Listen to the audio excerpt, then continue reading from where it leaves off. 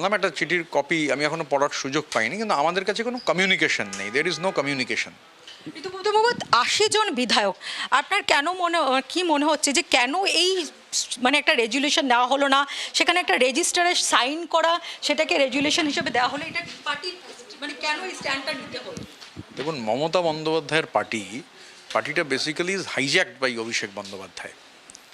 এবং যা হচ্ছে মানে এই ধরুন, মানে আমরা 6 তারিখ যে মিটিংয়ে গেছিলাম, সেই মিটিংয়ে কোনো ধরনের রেজলিউশন হয়নি পরিষদীয় দল নিয়ে। সেই মিটিংয়ে একটাই রেজলিউশন হয়েছিল যে উঠে দাঁড়িয়ে অভিষেক বন্দ্যোপাধ্যায়কে স্ট্যান্ডিং ওভেশন দিতে হবে। কেন স্ট্যান্ডিং? ওনার মানে যে নিশ্চিতভাবে যে সাফল্য আর কি, সেই সাফল্যের জন্য হয়তো স্ট্যান্ডিং ওভেশন। তারপর 19 তারিখের যে মিটিং, সেই 19 তারিখের মিটিংয়ে 6 তারিখ ডেট দিয়ে সই করতে বলা হয়। তা আমরা যখন সই করি, আমরা দুজন দেখি যে এরকম অনেক বিধায়ক তারা সেখানে নেই, কিন্তু তাদের নাম লেখা হয়ে গিয়েছে। এবং অভিষেক বন্দ্যোপাধ্যায়ের অফিসের কয়েকজন, তারা সেখানে এই গোটা তাদের হাতেই খাতাটা ছিল, ঘোরাফেরা করছিল। আমরা একদম শেষের দিকে, আমি এবং ও, আমাদের সিরিয়ালটা অনেক পেছনে ছিল আমরা যখন সই করি, এবং পরিষ্কার দেখি যে বিধায়ক নেই, সেই বিধায়কের নাম ওখানে লেখা হয়েছে। আমাদের গোটা ব্যাপারটা মনে হয় যে ঠিক নয়। এবং পার্টির অভ্যন্তরে ধরুন, আমি তার আগেই বিধানসভাতে সেখানে এই পুষ্পা জাহাঙ্গীর খান 1,68,000 ভোটে অভিষেক বন্দ্যোপাধ্যায় সেখানে ভোট পেয়েছিলেন, বিজেপি 15,000, সিপিআইএম 2,000। সেখানে স্বাভাবিকভাবে এই যে ভোট, মানে এই যে বিপুল ভোট, তখন সেখানে পুষ্পা পালিয়ে গেল। এখন পুষ্পার জন্য অভিষেক বন্দ্যোপাধ্যায় বলেছিলেন যে পুষ্পা চাইছে, মানে পুষ্পা চাইছে বলেনি, জাহাঙ্গীর চাইছে সস্নেহে যে একটা ইলেকট্রিক ক্রিমেটোরিয়াম হবে 4 তারিখের পর। সেখানে হচ্ছে হার্ট অ্যাটাকে যারা মারা যাবেন তারা আসবেন, তাদের দাহ হবে। এবার সেই পুষ্পা পালিয়ে গেল। আমরা উঠে দাঁড়িয়ে বলেছিলাম যে ও কেন এক্সপেলড হচ্ছে না। অভিষেক বন্দ্যোপাধ্যায় বলেছিলেন টুইট দেখে নাও। আর পার্টির অভ্যন্তরে মানে এই যে সিস্টেম, ধরুন আইপ্যাক, আমি আমার অভিজ্ঞতা থেকে বলি, উলুবেড়িয়া পূর্ব কেন্দ্রে আমি যখন লড়তে যাই 37 দিন, ভোটের আগে যে 37টা দিন, সেই 37টা দিনে আমি দেখি ওখানে দুর্নীতি একটা খুব বড় এজেন্ডা। উলুবেড়িয়া পূর্ব কেন্দ্রে উলুবেড়িয়া পৌরসভা, সেই উলুবেড়িয়া পৌরসভায় হাউজিং ফর অলের যে ঘর, সেই হাউজিং ফর অলের প্রায় 10,000-এর মতো ঘর। এটা মানুষের অভিযোগ সেই ঘরগুলো নেই। এক একটা ঘর মানে 3,67,000 টাকা। তো এই যে মানে এবার এই দুর্নীতির কথা আমি সেদিন বলি, অভিষেক বন্দ্যোপাধ্যায়কে বলি, তার সঙ্গেই মিটিং হয়েছিল, দিদির সঙ্গে আমাদের কোনো কথোপকথন হয়নি। তো অভিষেক বন্দ্যোপাধ্যায় বলেন লিখিত দিতে, বারবার করে তো বলে যাওয়া হচ্ছে যেগুলো, কিন্তু তার কোনো সুরাহা নেই। আর এই ঘটনাটা আমাদের মনে হয়েছিল যে স্পিকারের তো কোনো পলিটিক্যাল পার্টি নেই, speaker is the custodian of the house, পার্টির ঊর্ধ্বে। তো স্বাভাবিকভাবে স্পিকারকে চিঠি দেওয়াটা আমাদের মনে হয়েছিল না। তাহলে আমি যদি খুব ক্যাটাগরিক্যালি বলি, 6 তারিখের মিটিংয়ে যারা গেলেন তাদের হাজিরাটাকেই রেজুলেশন হিসাবে দিয়ে দেওয়া হলো, এবং যারা অনেক উপস্থিত ছিল না না না, 19 তারিখে বলা হয় যে 6 তারিখে সই, মানে 6 তারিখ লিখতে হবে। মানে 6 তারিখে 6 তারিখে রেজলিউশন হয়নি কোনো পরিষদীয় দল নিয়ে। আর 19 তারিখে অ্যাটেন্ডেন্স, কোনো রেজলিউশন নেই। বলা হয় যে অ্যাটেন্ডেন্সে ওখানে আজকে 6 লিখে দিন। তো এবার বলতে পারেন আপনি যে কেন লিখলেন, ওর অমান্য করার সাহস ছিল না।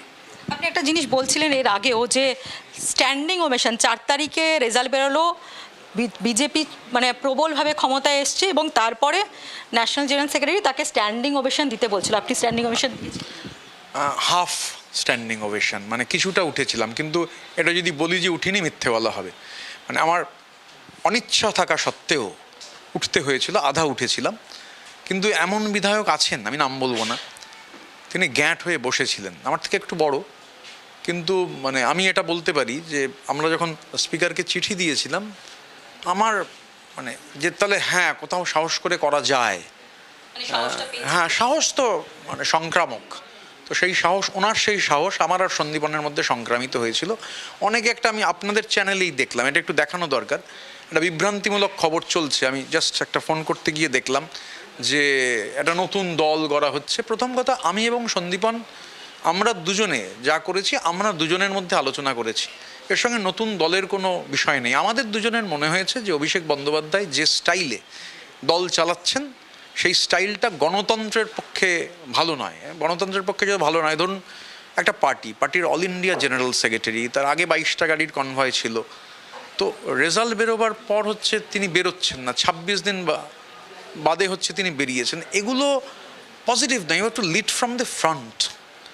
এবং ধরুন এই মানে যে কথা আমরা বলেছি, আমাদের মনে হয়েছে যেটা স্পিকার ছাড়া অন্য কাউকে জানানো সম্ভব নয়, তাই আমরা স্পিকারকে জানিয়েছি। আমরা দেখলাম মুখ্যমন্ত্রী নিজে 3 জন বিধায়কের নাম নিলেন যারা সিআইডির কাছে কনফেস করেছেন যে তারা সেদিন ছিলেন না, তারা সাইন করেনি।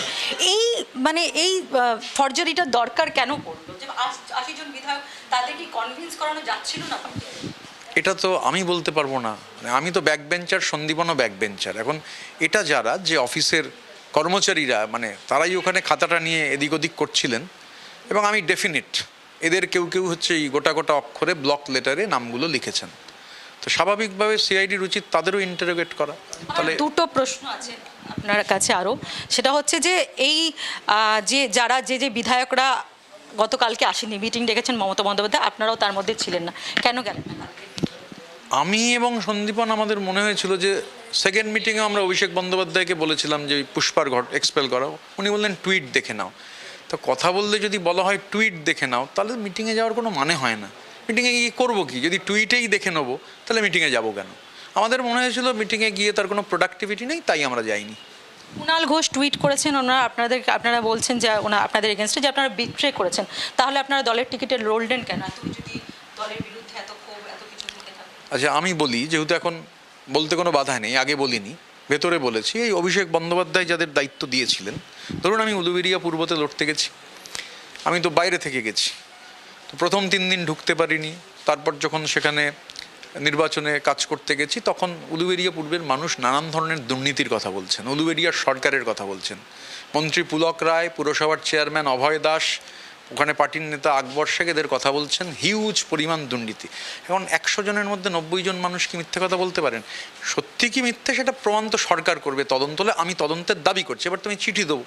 কারণ আমি এটা কিন্তু সেদিন অভিষেক বন্দ্যোপাধ্যায়কে ভেতরে বলে এসেছিলাম। এবং ভোটে যখন লড়ছি, ধরুন আমার ডে অফ ইলেকশন, আমার এজেন্ট বসতে পারছে না। এজেন্ট কেন বসতে পারছে না? পরে যখন দেখলাম যে সইটা নমিনেশনের সময় দেওয়া হয়েছে, মানে এজেন্ট সেই সইটা যখন বুথে যে প্যাকেট গেছে সেই প্যাকেটের সঙ্গে মিলছে না। তো ডেলিভারেট সাবত যে আমি আইপ্যাককে ফোন করে দুপুরবেলা বলেছিলাম আমি প্রেস ডাকবো। তখন আমাকে বলা হয় যে ভোট হয়ে গেলে আপনি নিশ্চিন্ত থাকুন, অভয় এবং আকবরের বিরুদ্ধে ব্যবস্থা হবে, কিন্তু আপনি প্লিজ পুলক রায়ের নাম বলবেন না। তাহলে পুলক রায় কার ঘনিষ্ঠ? যে অভিষেক বন্দ্যোপাধ্যায়ের মাথায় মানে হাত তার মাথায় রয়েছে। এবং এই যে প্রাতিষ্ঠানিক দুর্নীতি, ধরুন মালবাজারে রাস্তা হবে পিডব্লিউডির, উলুবেড়িয়ার মানুষ জানতে চান যে উলুবেড়িয়া পূর্ব থেকে সিমেন্টার রড কেন সেখানে যাবে। এগুলো খুব ভ্যালিড কোয়েশ্চেন্স।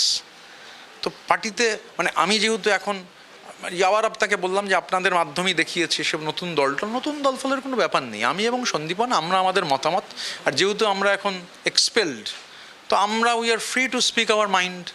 তো আমি যা জানি এখন সব আজকে সিদ্ধান্ত নিয়েছি, আমি আর সন্দীপন দুজনের সিদ্ধান্ত না, আমি অন্তত আমি উলুবেড়িয়া পূর্ব, তাছাড়াও আমি যেখানে যেখানে যা জানি, মানে আমার যেগুলো মনে হয়েছে, যেগুলো অ্যাড্রেস নয়, এই যেগুলো অ্যাড্রেস নয়, আই উইল রাইট। বাট আমি তো এজেন্সি নই, আমি তো তদন্ত করতে পারবো না। মানে দল আরও বিপাকে পড়তে পারে? না না, এটা দল বিপাকে পড়ার তো ব্যাপার নেই। আমি বলছি এখানে নির্দিষ্ট কিছু ইন্ডিভিজুয়াল তারা বেনিফিটেড। পুলক রায়ের এভিডেভিটটা দেখুন না, উনি কী করেন, ওনার শিক্ষাগত যোগ্যতা কি, উনি কি করতেন, হঠাৎ করে কেন পরপর অত্যন্ত অসম্ভব গুরুত্বপূর্ণ দপ্তরের মন্ত্রী, পিডব্লিউডি, পিএইচই একসঙ্গে, এগুলো তো একটু তদন্তের আওতায় আসা দরকার। ওখানে নারায়ণার 2টো কলেজ, এই কলেজগুলো আসলে কার?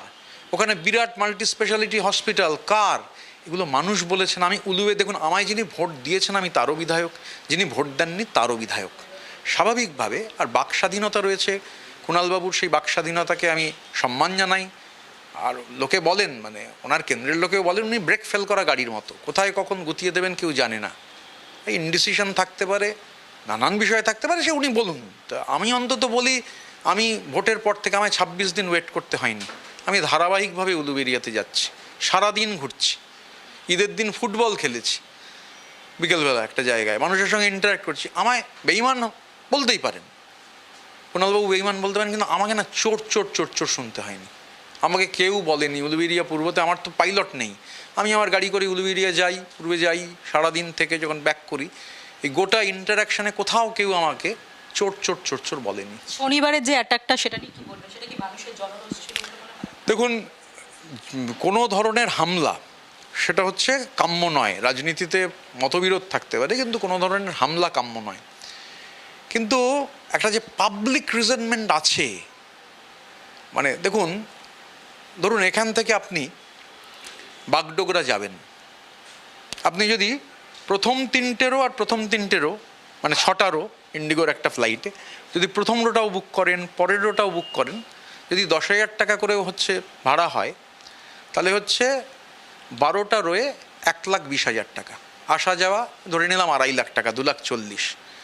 এখন তাহলে মানে যিনি বাগডোগরা যেতে, মানে আমি বলছি একা যান, কিন্তু প্রয়োজনে 12টা সিট বুক করুন, সেভাবে যাওয়া যায়।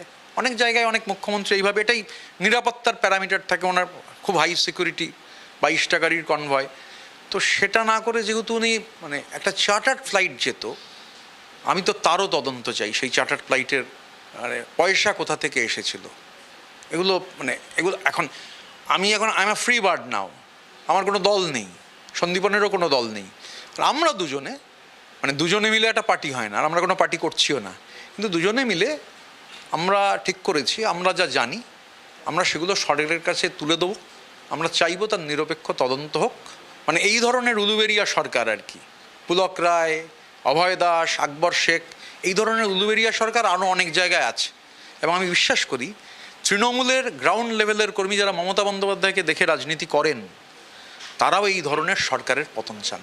তারা দিদির প্রতি তাদের কোনো ক্ষোভ নেই, ক্ষোভটা কেন্দ্রীভূত। ধরুন যে ঘটনা ঘটেছে অনভিপ্রেত, কিন্তু একটা হিস্টেরিয়ার মতো, ঝড়ের মতো সুনামি আছড়ে পড়ছে। মানে যারা 5 ঘন্টা, 6 ঘন্টা, 7 ঘন্টা ওই কেক নিয়ে দাঁড়িয়ে থাকতেন, আমি কোনো দিন, কেউ আমায় যদি দেখাতে পারেন যে আমি কোনো দিন ওই কেক নিয়ে দাঁড়িয়ে থাকতাম, বা জন্মদিনের দিন 7 ঘন্টা 8 ঘন্টা একবার একটা ফুল দেওয়ার জন্য দাঁড়াতাম, আমি রাজনীতি করবো না, আমি কোনো দিন যাইনি, আমার দ্বারা হবে না। কিন্তু যার এরকম জনপ্রিয়তা, তাকে ঘিরে কেন জনরোষ আছড়ে পড়বে? আর সমস্যাটা হচ্ছে মানে you are paid back in your own coins. আমি যা বলেছি, আমি যদি সেগুলো সব ভুলে যাই, অন্যদের সম্পর্কে যা বলেছি, মানে আমি যখন বলছি সেটা হচ্ছে ঠিক, আর আমি আক্রান্ত হলে সেটা ভুল। নিউটনের 3য় সূত্র এটা হয় না, হয়নি, হবে। এইগুলো এতদিন দলের মধ্যে বলেননি কেন? এত দুর্নীতি। না, আবার ভুল করছেন। দলের মধ্যে বলিন মানে দল তো নয়, এটা তো বেসিক্যালি মানে মমতা বন্দ্যোপাধ্যায় যে দল গড়েছিলেন, তার থেকে বেরোতে এটা তো একটা পুরোটাই একটা পেশাদারি সংস্থার হাতে। মানে ধরুন আমাদের রিপোর্ট করতে হতো গোদরেজ ওয়াটার সাইডে, এবং আমি অস্বীকার করবো না, গোদরেজ ওয়াটার সাইডের ফোনের জন্য আমিও অপেক্ষা করতাম, কারণ ওটাই চ্যানেল, ওখান থেকেই রিপোর্টিং। তো স্বাভাবিকভাবে এটা আমার কোনো স্কোপ নেই। মানে আমি দলের ভেতরে বললে, মানে আমি এটা ফ্র্যাঙ্কলি স্পিকিং, ওই যে বললাম যে আমিও কিন্তু আধা উঠে দাঁড়িয়েছিলাম, আমি বসেছিলাম তা বলবো না, আমি উঠে দাঁড়াতে আমায় হয়েছিল আধা। তো আমি বলে যাদের বলা যেত, কোনো পলিটিক্যাল লিডারকে তো বলার স্কোপ নেই। যে সিস্টেম অভিষেকবাবু করে দিয়েছেন, তাতে আইপ্যাককে রিপোর্টিং করতে হবে, বিভিন্ন স্তরে রিপোর্টিং। তো আমি তো সেখানে রিপোর্টিং করেছি, আমার কাছে কমিউনিকেশন আছে, তাহলে কমিউনিকেশনের স্ক্রিনশট দিতে হবে মিডিয়াকে, যে আমি বলিনি যদি কথা ওঠে। আর যখন বলেছি তখন তো তৃণমূল সরকারে আছে, সুতরাং আমি বলিনি এটা বলা ভুল। যে জন্যে দেখুন বড় নেতা পুলক রায়, তাকে অ্যাভয়েড করা মুশকিল ওখানে, আমি বাইরে থেকে গেছি, তাও চেষ্টা করেছি যাতে তিনি আমার ক্যাম্পেনে খুব বেশি না আসেন। আর এই অভয় দাস, ওখানকার লোক বলেছে পোড়া বিড়ি খেত, 1,000 কোটি টাকার ওপর সম্পত্তি। আমি তো অভয় দাসের নামে তদন্ত চাইব, কেননা উলুবেরিয়ায় অভয় দাসের সমর্থনে কথা বলছেন এরকম কোনো মানুষ আমি পাইনি পুরসভায়। মানে উলুবেরিয়ায় মানুষ বলেছেন, ওখানে ধরুন উলুবেরিয়ার ওই চত্বরে একের পর এক নারায়ণা হাসপাতাল, লোকে বলছেন ওগুলো আসলে উলুবেরিয়া সরকারের। বাংলার আওয়াজ, বাঙালির আবেগ, জি 24 ঘন্টা।